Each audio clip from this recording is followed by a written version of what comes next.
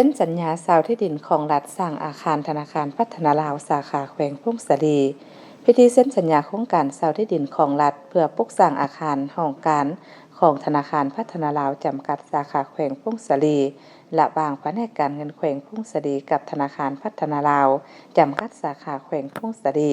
และจัดขึ้นในตอนเช้าของวันที่26พฤษภาคม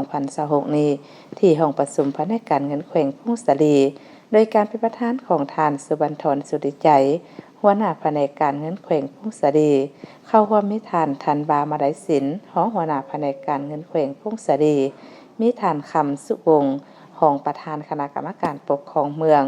ผู้ซื้อน้ำของเขตเศรษฐกิจเมืองบุญเหนือมีทานคำสุวงศ์ไสยสิงห์หัวหน้าสาขาธนาคารพัฒนาลาวจำกัดสาขาแขวงพงศรีมีบรรดาทานคณะแผนกการแขกเชิญพนักงานวิชาการที่เกี่ยวข้องเข้าร่วมโครงการก่อสร้างอาคารธนาคารพัฒนาลาวจำกัดสาขาแขวงพงศรีหลังใหม่แม่นเซาที่ดินของรัฐก่อสร้างอยู่เขตของบ้านพลโฮมเมืองบุญเหนือในเนื้อที่ 0.1456 เฮกตาร์โดยจะสร้างเป็นตึกอาคารรูปแบบโคโดเนียลเพื่อให้เทศเหมาะกับยุคสมัยใหม่